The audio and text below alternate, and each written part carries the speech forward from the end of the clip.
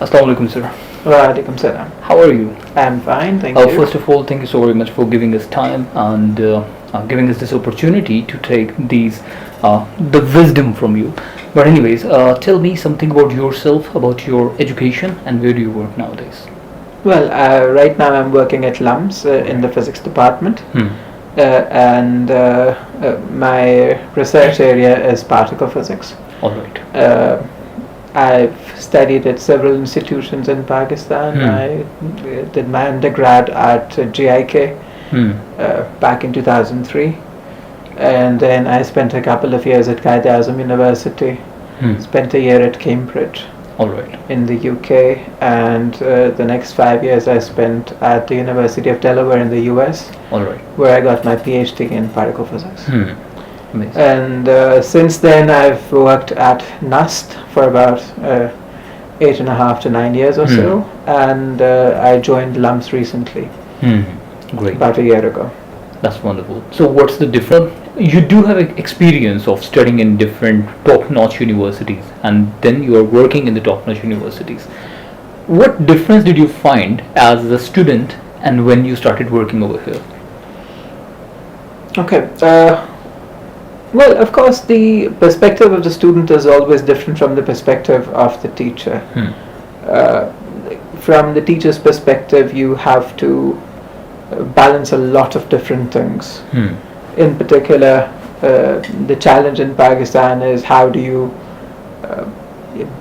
even begin to balance your workloads in terms of research and teaching, and how do you try to develop a culture of research, because we really don't have much of a culture of research. True. So that's been the biggest challenge. Life as a student, I never was a graduate student in Pakistan. I only got my undergrad education here, and life as an undergrad is a lot more chill. You just have a lot more time to hang out. There's a lot of the idealism of youth, and there's you have your entire life ahead of you to plan and stuff. And so I would say that it certainly is a different perspective. All right, great. So, if we talk about your student life, you have studied in Pakistan, just as you mentioned, your undergrad degree was from Pakistan, and of course you got your graduation from abroad.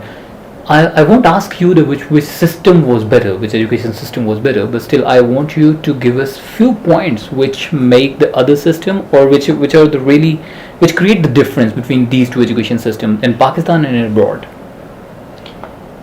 Well, I would say that, okay, so alright, so I would assume that we want to focus on education in Pakistan anyway, because that's what we're trying to target, and that's what we're trying to perhaps try to diagnose how to improve things and stuff like that. So from that perspective, what I would say is that there's an overall lack of seriousness in the student body even. So even when I was studying, then there was a lot of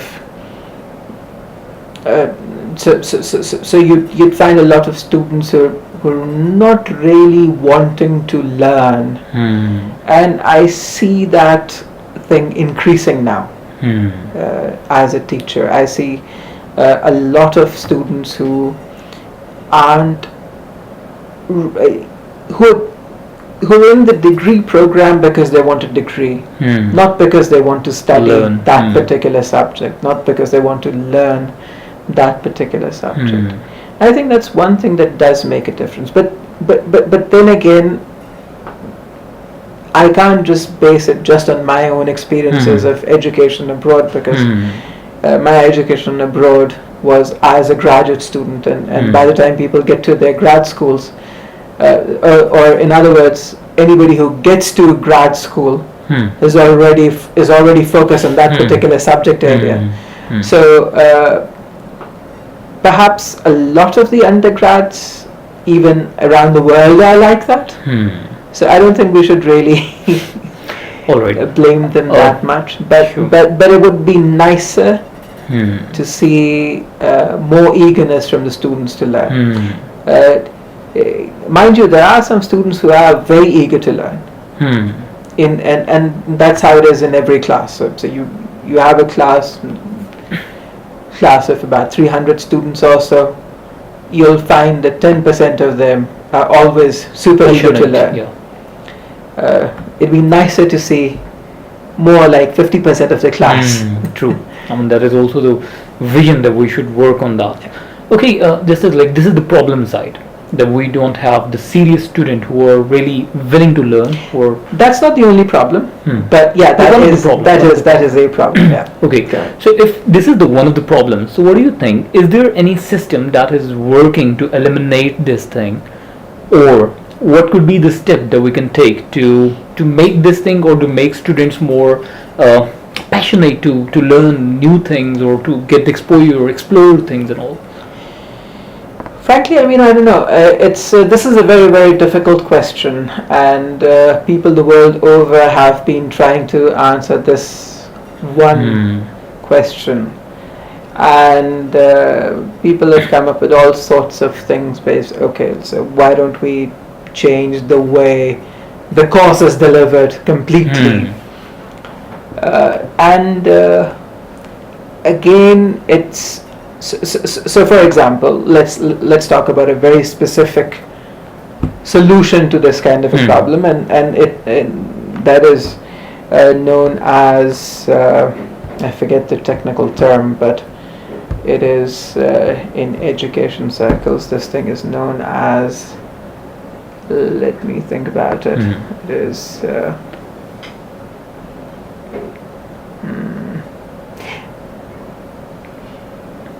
Problem-based learning, I think, is what they call it.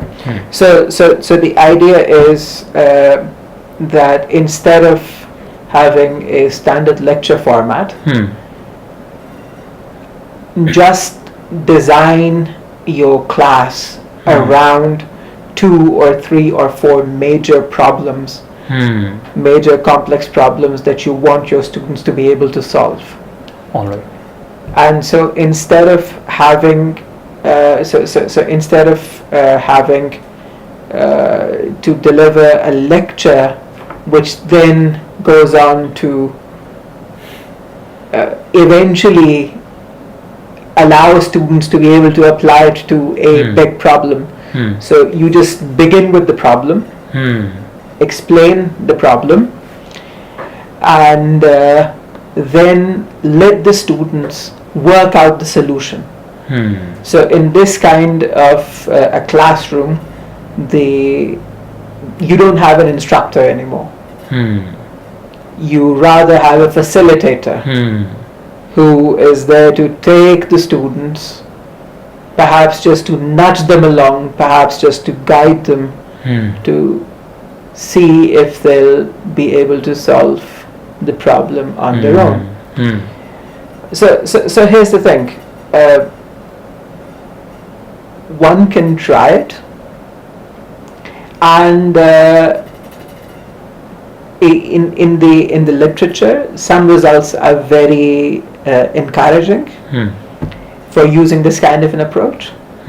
But at the same time, practically trying it will come with its own set of issues.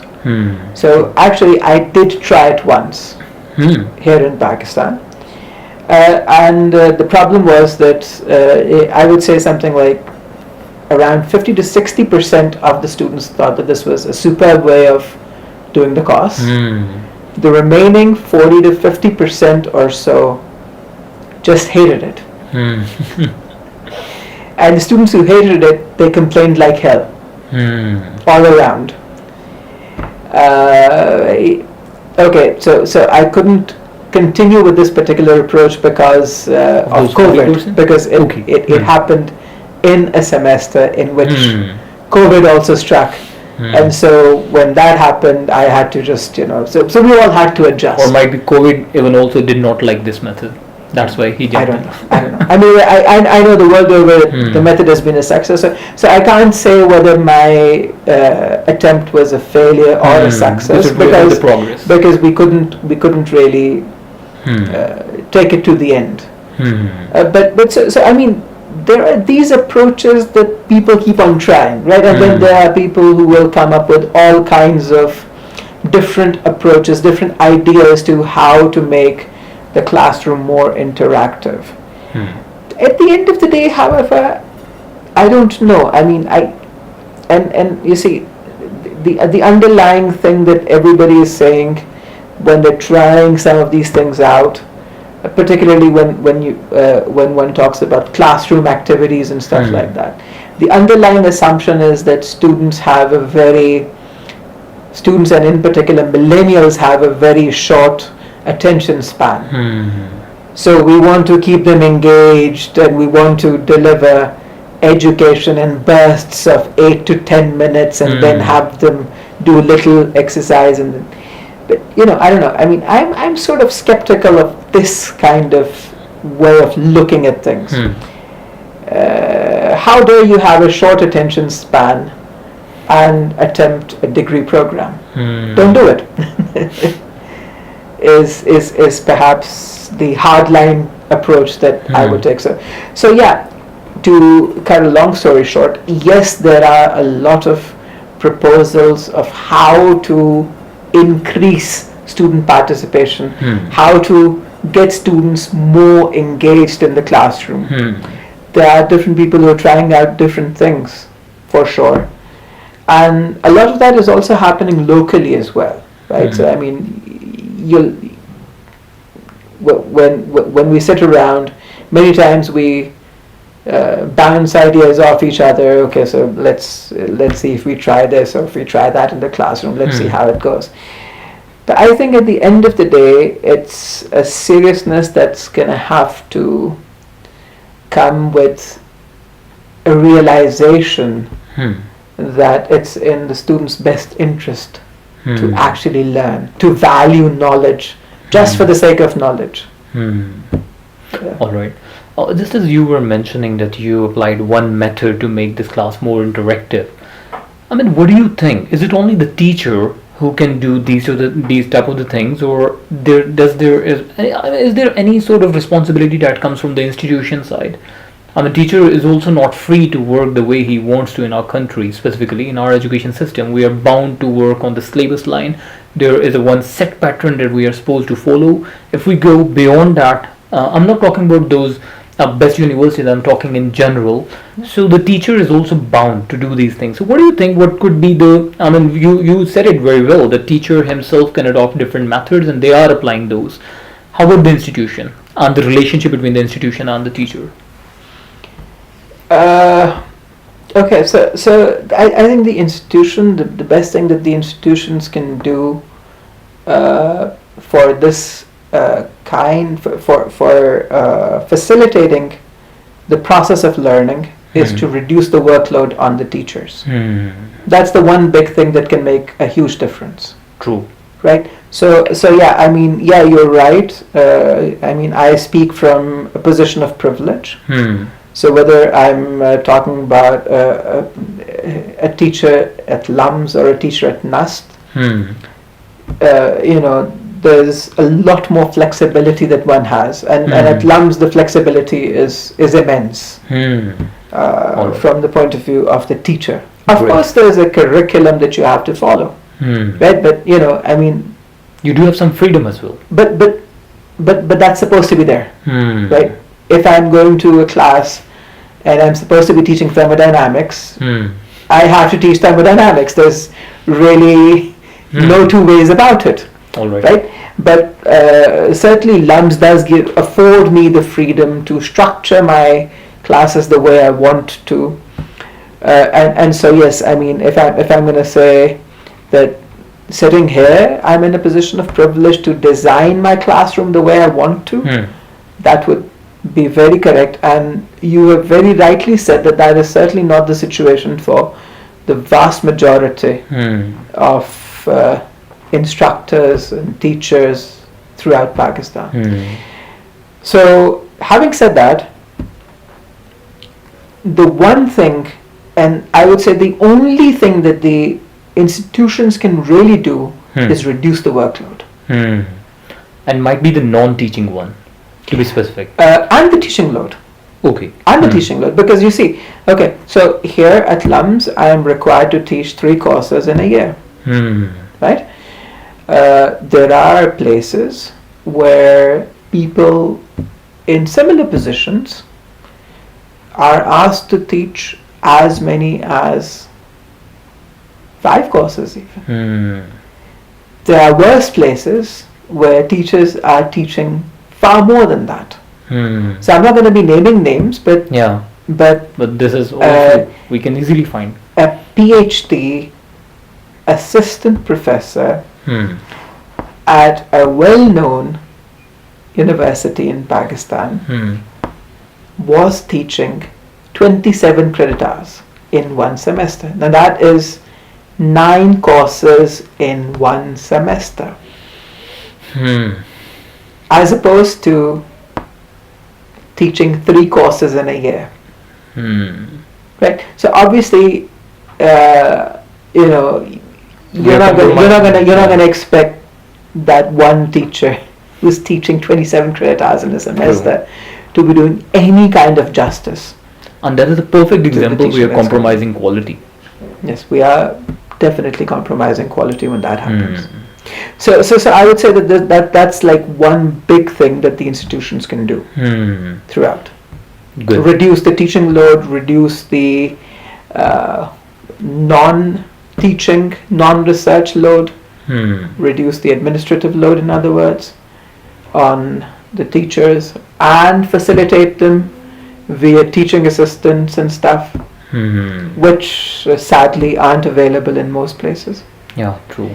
But other than that, there can't be much of an interference in the classroom, right? So when the teacher is inside the classroom, it is the teacher and the students and the two together that have to make it a success. True. And how do you see, I mean, just as you were talking about the teaching burden on the teacher, how about the students? I mean, they are also, like, we are bombarding them with the content.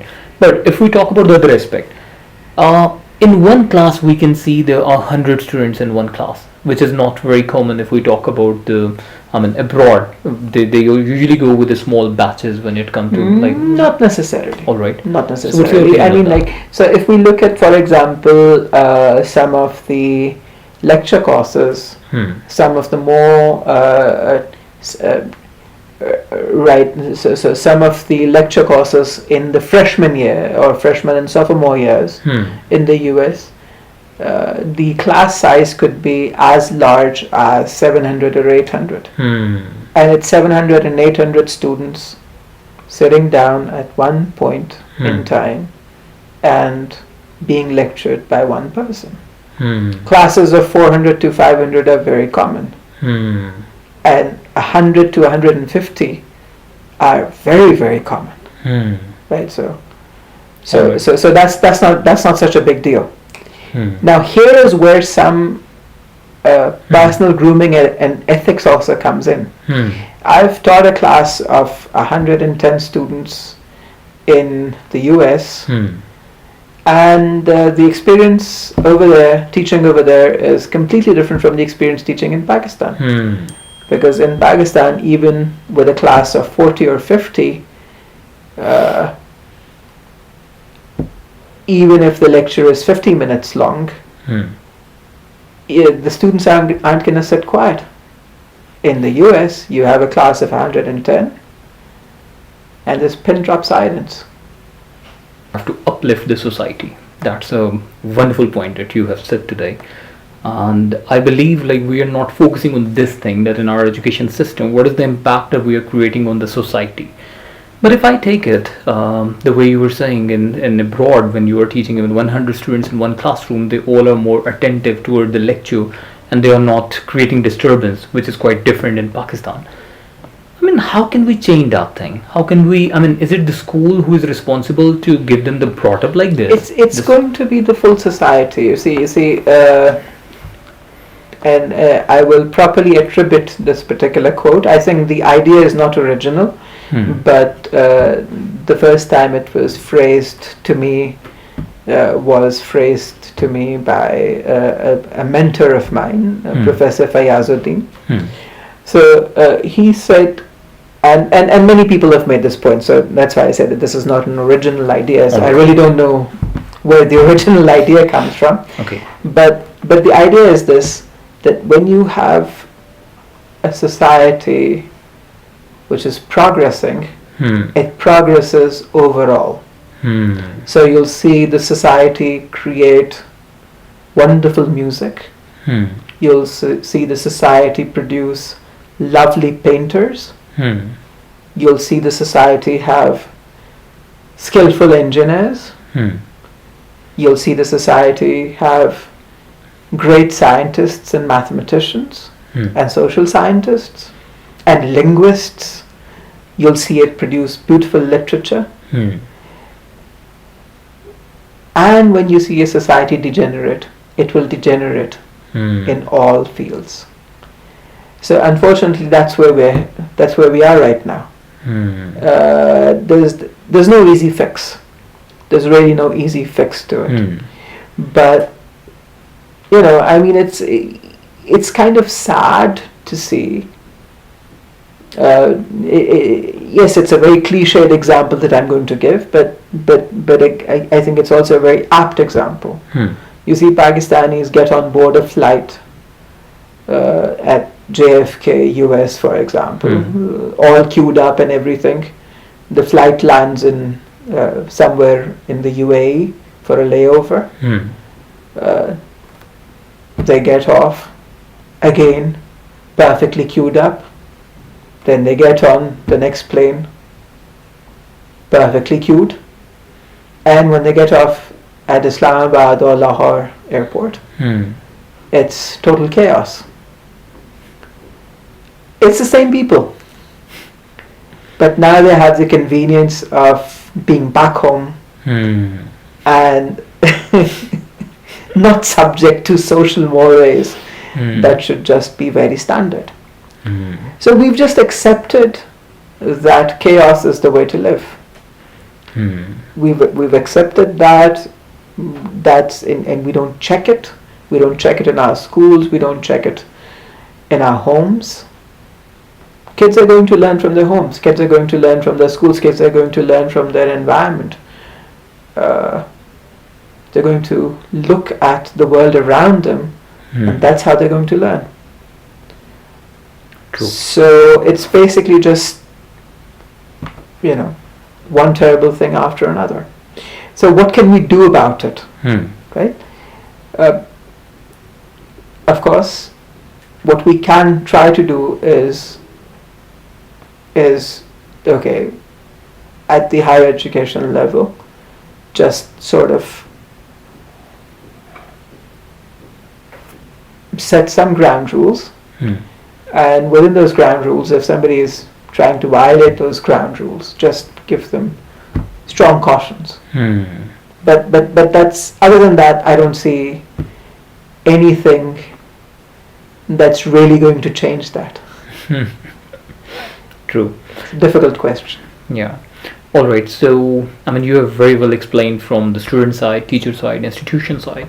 And what do you think about the role of government, that the government can do these things, can take these initiatives, and it won't change overnight, and we are also not expecting this thing, but it can take 5 years, it can take 10 years, but at least we should be on the way. So what do you think, how government can play its role? Okay, so the government is actually, when we specifically talk about higher education, and we talk about education in general and talk about higher education, the government obviously has a very strong role to play. And they haven't been playing a very good role, in my personal opinion. So I mean, you'll see there are things that need to be emphasized, which aren't being emphasized, and then there are things that need to be checked that aren't being checked. So one thing that we've all gone for is quantity over quality. Uh, in terms of the number of universities that we've wanted to open. Right, so it's now people are thinking of saying, okay, you know what, my district does not have a university. My district needs a university. So give me funds so I can make a university there. That's just a very silly way of going about higher education. The emphasis should really have been on elementary education. The emphasis should really have been on teacher training. The emphasis really should have been on providing skills-based education even at the high school level. What's wrong with that? Right? I mean, there are some excellent education models in the world, and the Nordic region has some of the best models of education, I would say, where they will ensure that students, even at the high school, get some kind of a work experience while they're still in school. Right, so that gives them a chance to develop some skill set to think about what they're going to be doing after school. And after that, after their high school, many of them end up in vocational colleges, in vocational training institutes. Right? Not everyone needs a degree in order to become functioning members of the society. And so many times we say this, hey, look, we have a large number of people with now even PhD degrees who can't find jobs. And the reason is very simple. You really shouldn't be structuring your society in this particular fashion. There should have been much more of an emphasis on polytechnic institutes.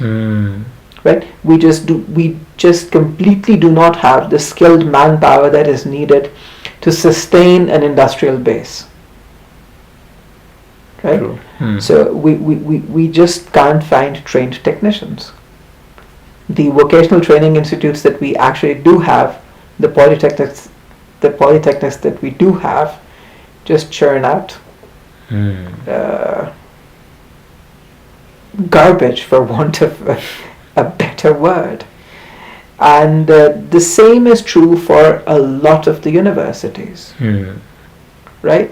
So what did we do? We said, one fine day, let's eliminate the 2-year BSc, and any teaching college that was giving that 2-year BSc education will now begin giving a 4-year BS education.